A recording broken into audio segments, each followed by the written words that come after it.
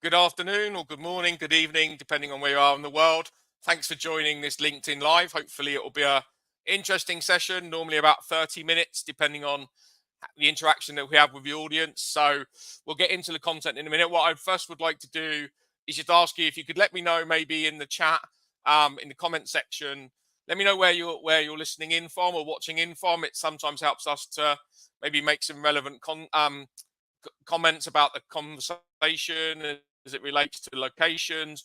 But also good just to know that some people are out there actually listening to this. So if you could just let me know where you're watching this from or listening to this from, that would be really helpful. And I would encourage you to ask any questions throughout the session. David and I will take these questions as we go. We want to make it as interactive as possible and as conversational as possible. This isn't a webinar, it's a LinkedIn Live, so we want to make sure it's as interactive as possible. So we'll quickly do a bit of introduction. So first of all, I'm David Rickard.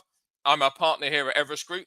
I lead all of our research on customer experience management, which includes customer experience technologies, operations. We also look at the demands from an enterprise perspective. I also lead our work on trust and safety and content moderation, as well as marketing services. I've been with Everest Group about 3 years. I've also been in consulting for a few years, but I was also on the buyer side, which makes me probably a little bit unique from a typical analyst. Spent 17 years at Microsoft, led the outsourcing for the consumer business, which was about 16,000 agents a year. So have got a buyer perspective that I always try and weave into these conversations. I'll introduce or get the other David to introduce himself. The good thing about having two Davids on the call, I guess, is that when you go off of this call and say that David was brilliant, we can both think one of it was us. We won't know which one it was, but we can at least think that one of us has done a good job on this call. So, David, over to you. It'd be great to get a quick introduction of yourself. Sure. Well, good afternoon or good morning to everyone that's taken the time to join. I'm David Eilert. I work for an organisation called Davies Consulting. I've been a consultant most of my career. I've worked for some of the big four, Accenture's, Pricewaterhouse, but I've also worked on the client side as well. So I've worked for organisations like Bupa, Gillette before it became Procter & Gamble, and also for British Telecom. So a lot of my work has stemmed from kind of the first generation of telephone contacts, which were the traditional call centres, and I've stayed in that domain all the way through contact centres, CRM, and now obviously the most recent wave, digital transformation, multi-channel, moving into omni-channel. And of course, hot topic and what we're going to cover today is artificial intelligence and how organisations can actually get moving in this space and understand, some of the considerations before they embark, if they haven't already, or some of the things they should be considering if they've already started that journey. So that's a little bit about myself, and obviously delighted to be here and to share some of the insights. Brilliant. Thank you, David. Yeah, and this is such a hot topic. And thank you for those who've already put comments in the chat. We've got people in from Mumbai, from the UK, and from Ohio in the USA. So a nice global audience already. But I would ask anyone else if you could just put a comment in the chat. Hopefully there's more than 3 people out there. But if there's not, then the 3 are very welcome. So thank you for listening to us. So, yeah, the reason that we did this session was because we're covering a lot. If you've ever looked at anything that we do here at Everest Group, we do a lot on generative AI. It's obviously the hot topic with our audience. But one of the things that we also talk about is, well, it's just, yes, it can do some great stuff, but actually there's a real underpinning requirement that data is fundamental to making this a success. And when I do LinkedIn Lives, I really like to get people who are actually out there at the sharp end. I could have brought some of my team in, and we've got a great analyst perspective and research perspective on this. But I know David, and I know the Davies Group really well, and actually wanted to get someone who's actually doing some of these implementations or working with clients on implementations. So we actually get a sense of what's happening in the real world as well. So I think our audience do appreciate that. So that's really why we're doing it. So let me just set the scene. If we bring the first slide up, please, what we're seeing is actually that when we did our key issue study, which again, those familiar with Everest Group content, we do a key issue study at the end of every year, and we ask hundreds of enterprises what's going to be some of your biggest challenges that you're facing and what some of the biggest areas you're going to be investing on moving forward. What you can see from this slide is that if we looked at the 2024 answer, advanced automation, including generative AI, is the #1 area of investments from a CXM perspective that people are going to be making investments into. You can then see it's UX and CX, and then it's cloud platforms. Cybersecurity is obviously fundamental, and advanced analytic solutions is at number 5. So really interesting that actually some advanced automation, including generative AI, is the number 1 priority. So, David, I would just say, I mean, are you seeing that resonate in the market? Is that you've seen an uptick maybe in ask from your customers or the prospects that you're pursuing? Are you seeing interest in this area? Is it being borne out in our research? I think absolutely. I mean, the marketplace, as probably everyone's aware, is swarmed with noise from analysts and product vendors, selling the virtues of the benefits of what AI can deliver, and that started to translate now into C-level suite within organizations. There's lots of research that people can find and discover very, very easily. I mean, I'd always like to quote the speed at which ChatGPT moved through the marketplace. I think it reached 1 million users within about 5 days and 100 million within 2 months. So the pace of this technology is phenomenal, and there is a familiarity with AI and generative AI, already in the marketplace, which makes it quite welcome. And obviously, people need to manage the risks.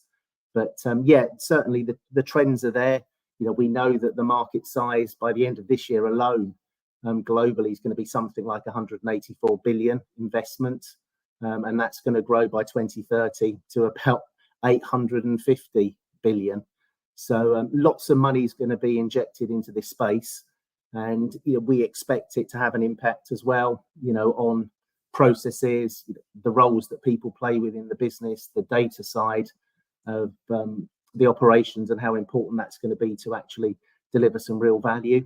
But we don't expect, AI to replace jobs across the board. We expect it to change jobs and potentially, substitute some jobs, but also create some new jobs. So plenty of opportunity, I think, for board members. And I think it really is one of those hot topics when you actually talk to C-level. You talk to the CIO, the Chief Customer Officer, the CISO, all of them are aware that AI is just around the corner if it hasn't already been addressed. And they're looking at ways they can actually, maximize, return from this, very smart and, very rapidly changing technology space. Yeah, it's funny actually. So I was with someone last week when I was traveling, and someone made a comment which is, it's actually made it quite difficult with ChatGPT making sort of, if you like, consumer awareness. So it's not a technology that only enterprises knew about, but everyone knew about ChatGPT.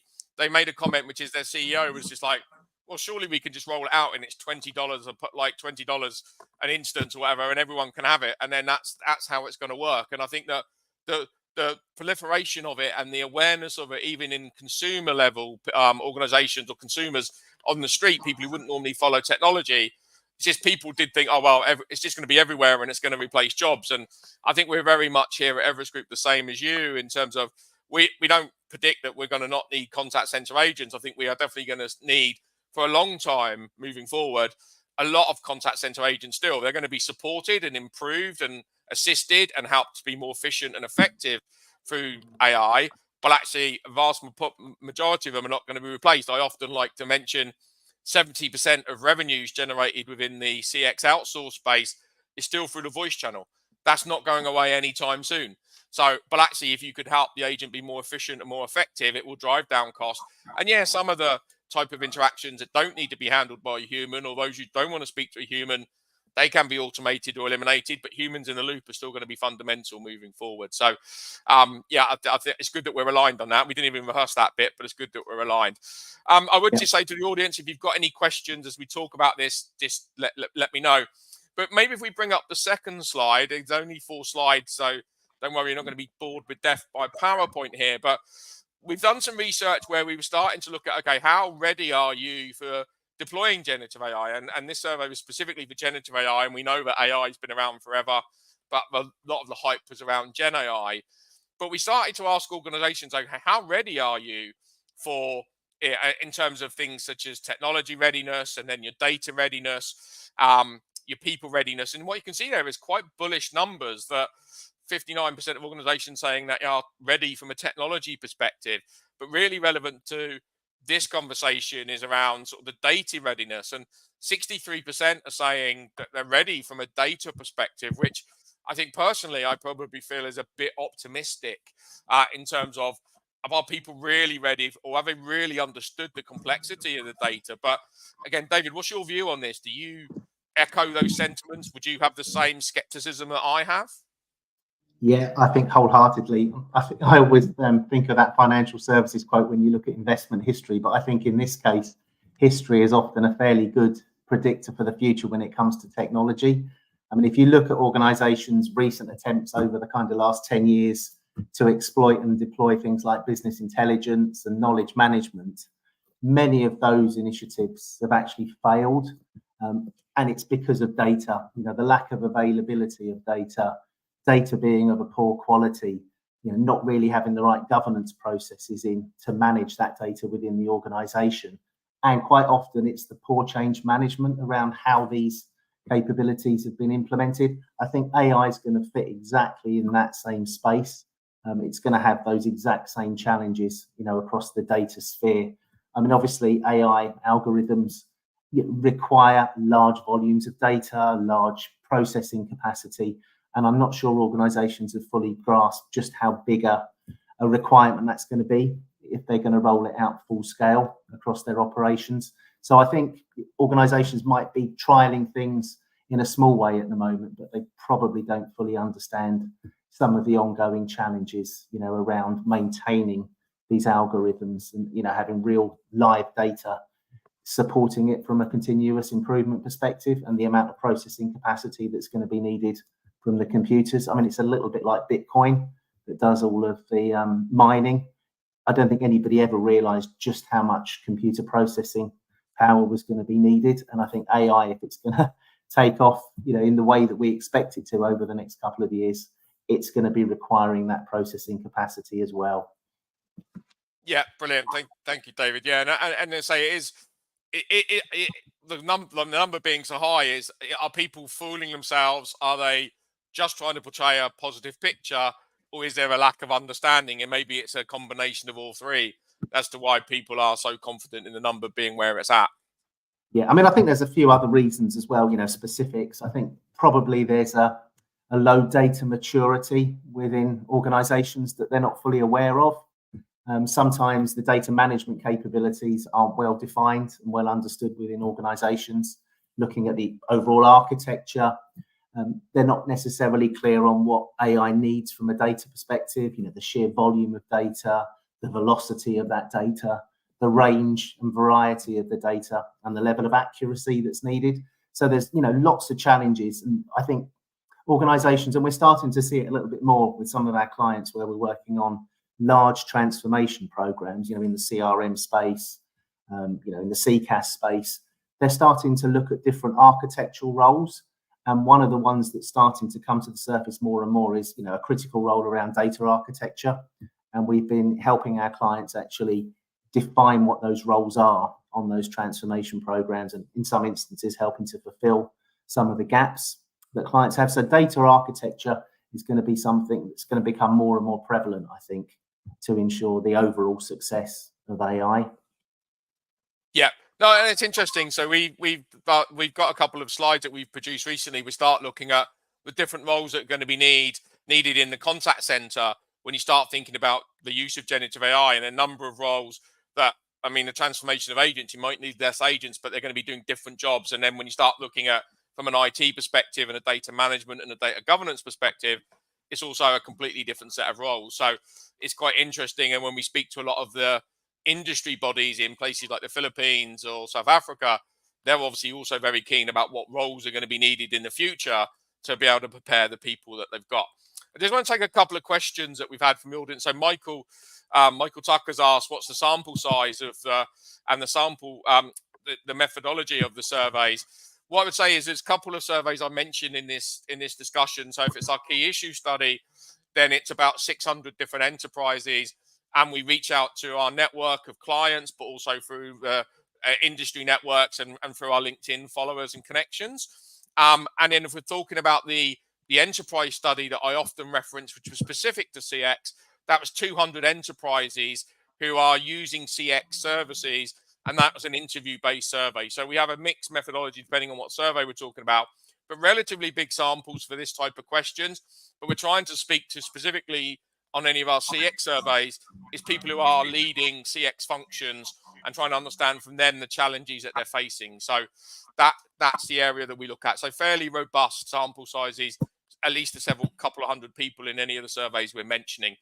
To answer the question from Prashant, so Prashant has asked, can you share some insights on Gen AI adoption for CXM?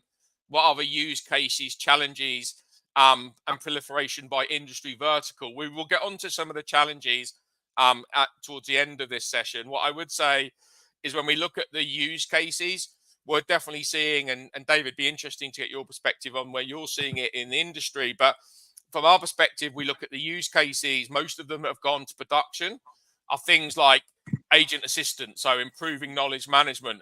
It can be in after call work and summarization. It's also being used quite a lot in agent training as well. But sort of those are probably the sort of some of the key areas. So agent assist, giving the agents next best actions, call summarization, trying to improve the efficiency of the agent through the knowledge management, improving the efficiency to improve FCR, and also to reduce AHT. So that's where we're seeing a lot of the main use cases. In terms of proliferation, actually, if you come back to us in a few weeks, we'll definitely have a better sense. What we're doing right now actually is a piece of research looking at where are the pilots and where have they moved into production? Because what we hear loud and clear from the industry is stop telling us what it could do and start telling us what it is actually doing. And so we know there's a lot of pilots. There's probably millions of CX related pilots out there, but actually how many have moved from pilot into production? And we're actually currently collating that data right now. So watch this space. There will be more and more information coming soon on that. But David, in terms of your experience, in terms of use cases, are you seeing those sort of use cases being the main areas as well? So more around agent assist versus really putting them directly in front of the customer? Yeah, I think similar to yourself, we're starting to see more organizations looking at things like auto call summarization, saving obviously the agent's time as they summarize the calls. It's particularly relevant if you've got high volumes, which most of the B2C contact centers do have. We're seeing it supporting conversational analytics, using natural language processing, to analyze the data, to draw out insights, and that's relevant across, a number of channels, not just voice. That can be supporting, chats and things like that as well. Particularly in banking and insurance, we're starting to see it being much more relevant for fraud detection, spotting patterns in transactions, spotting language that people are using if they're interacting with the contact center. Another one that's starting to come more to the surface is queue management optimization. So helping to predict volumes and dynamically adjusting staffing levels to queues for call centers and contact centers. So yeah, I think it's predominantly around helping the productivity of the agents, but it's also helping run some of the behind the scenes activities, like workforce management as well.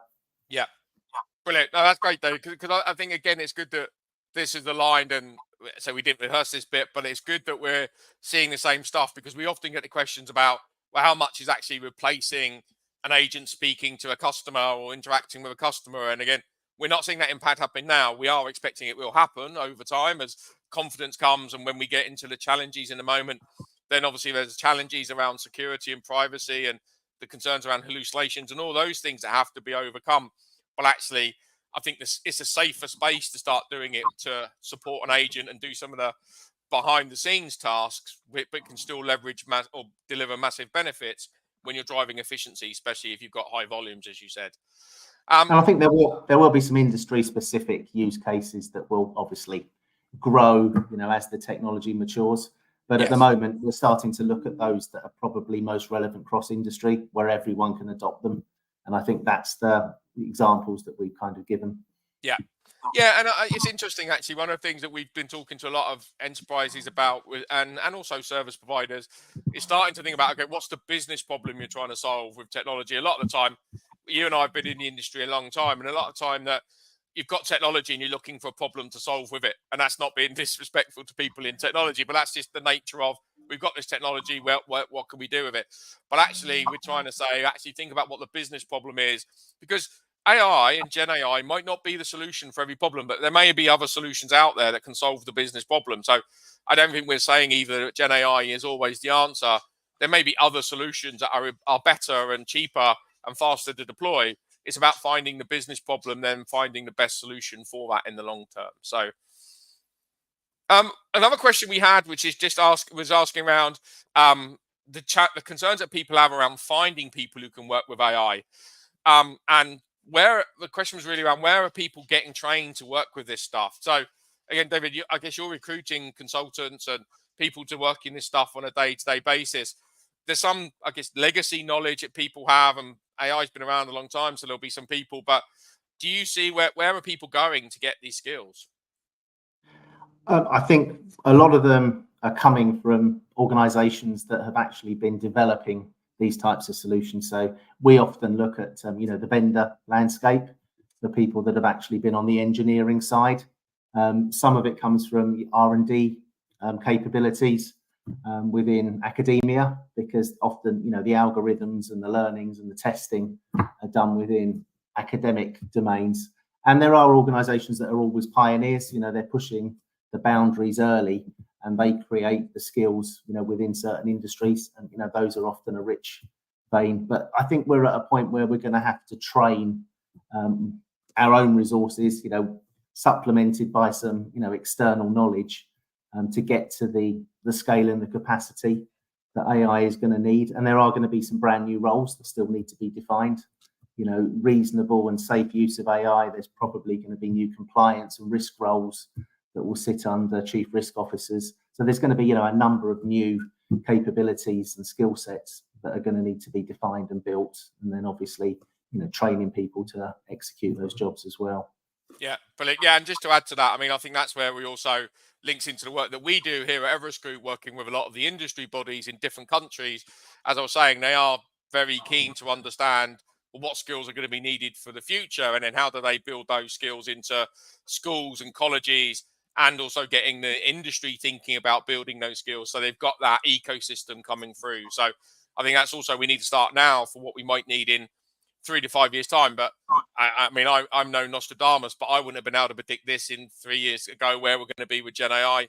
If I had, I probably would have invested heavily and be very rich, but I'm not. So I think there is hard to know where we're going to need in 3 to 5 years time, but definitely the use of data is going to be a fundamental skill that actually we need to be ready for moving forward.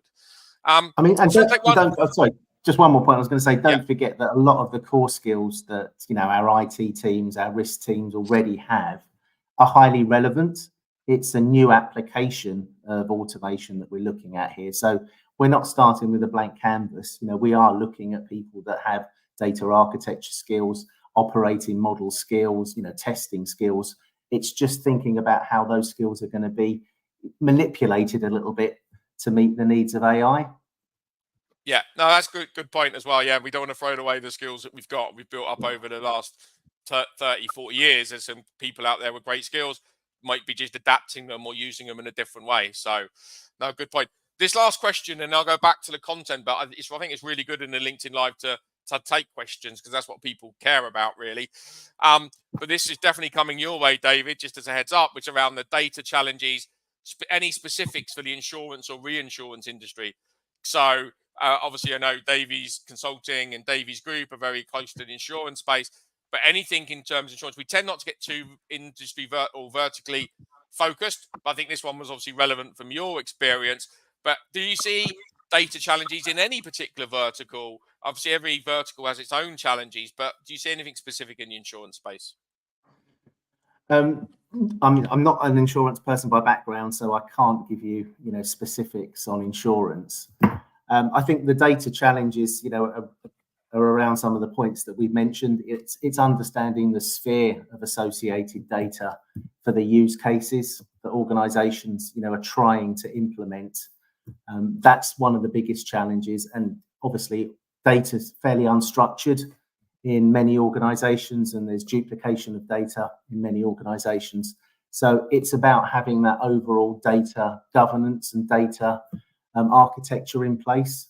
And that's one of the things that, organizations are starting to adapt and move towards, much more rapidly than they have previously. But you've got new technologies, that have been around for the last sort of few years, the data lakes, those types of capabilities are becoming, more relevant to understanding the data that exists across an enterprise. Yeah. I guess from my experience when I was consulting, I guess one of the things I would say from an insurance perspective, having worked on a few insurance projects, would be there's a lot of legacy technology within the insurance space.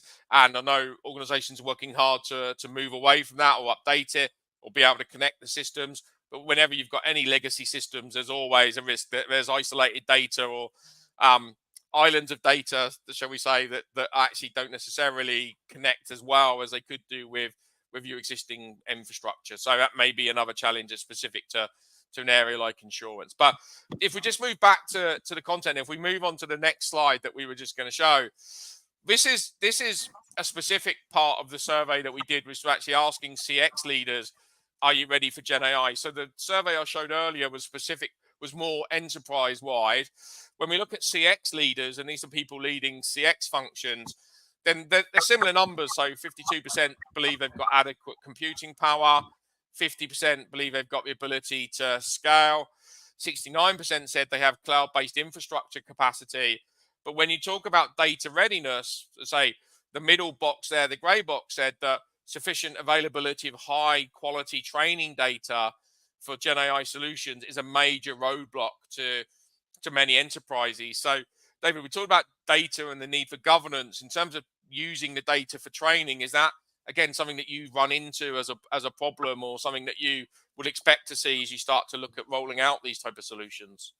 I think the biggest challenge is around accessing, the data that an enterprise has, because as you quite rightly suggested, it's scattered across a whole range of operational systems. Some might be more modern systems, CRM systems, but there's normally a wealth of legacy applications, claims processing systems, finance systems, product databases.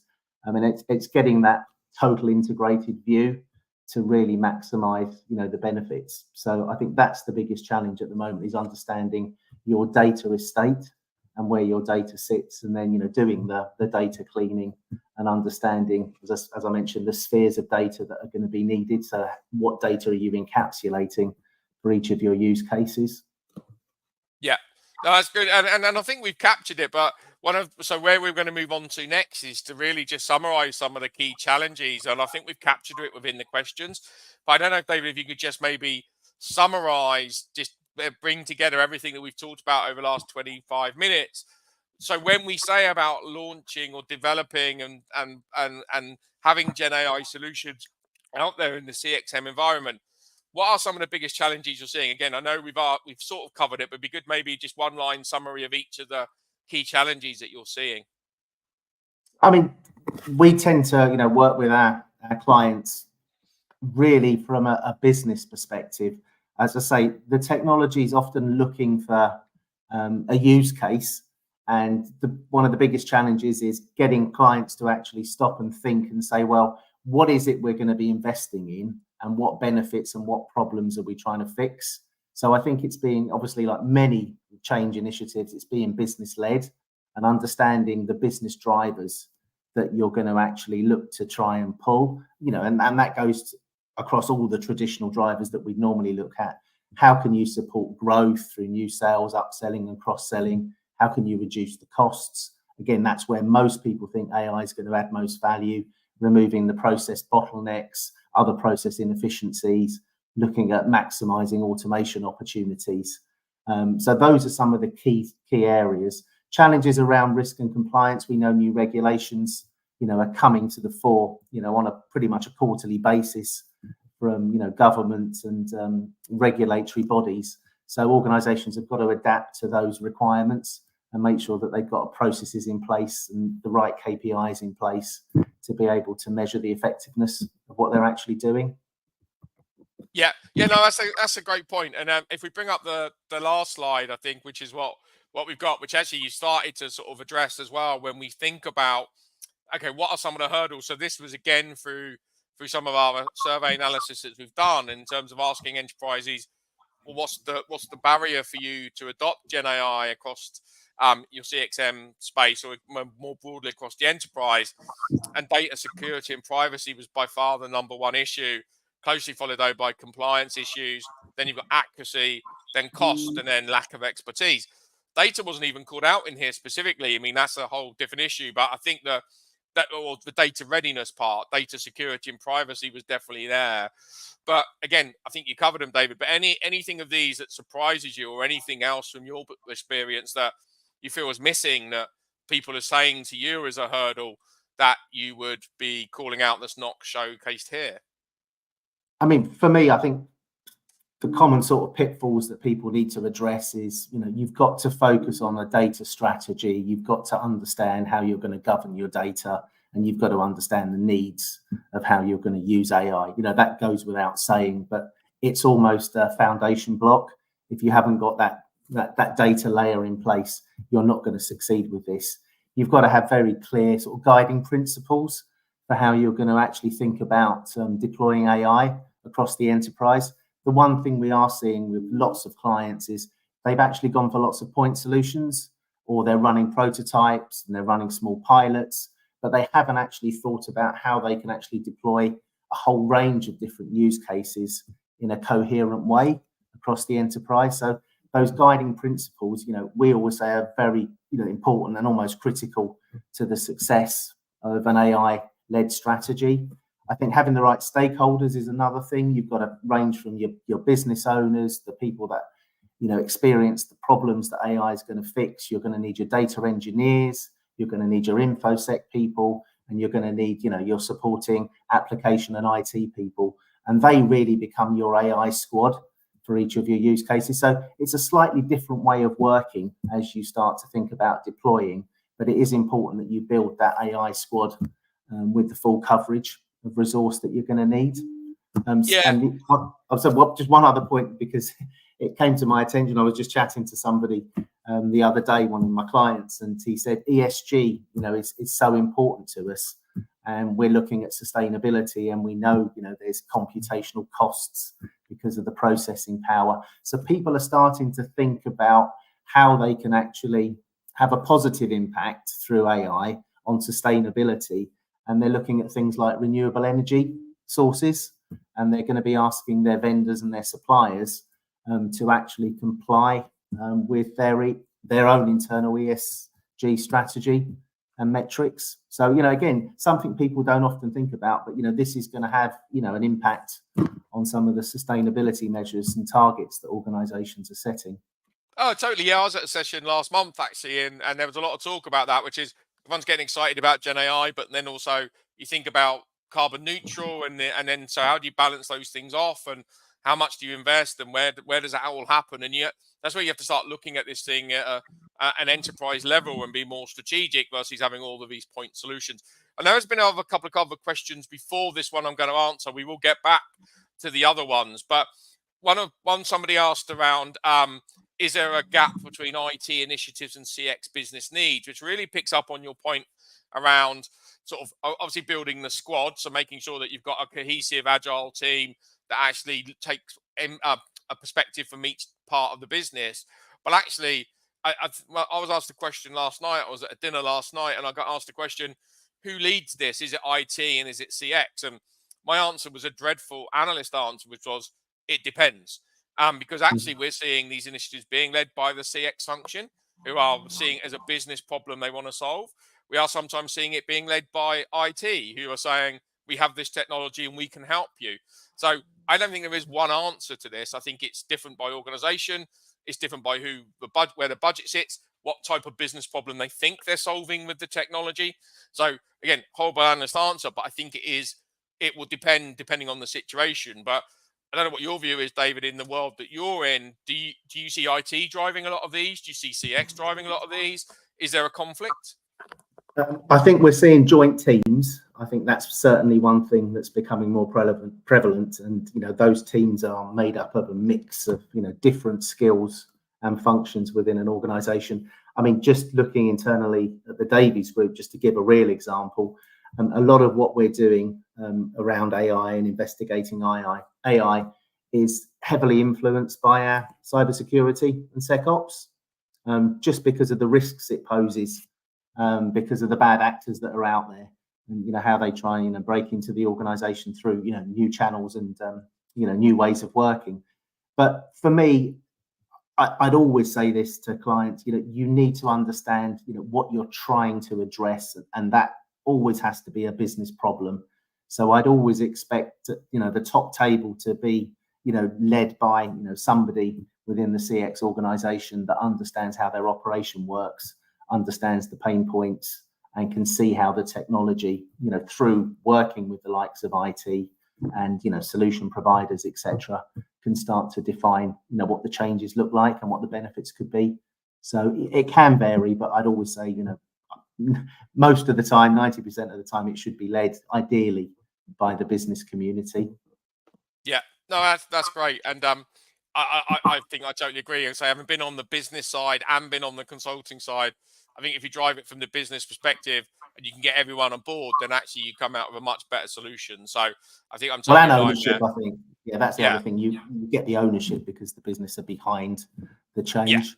That's easier being something that's been foisted upon them because it's someone else who's got a good idea. I want to just sort of say we're going to try and wrap this up in the next 5 minutes or so. So if you've got any final questions, please get them in.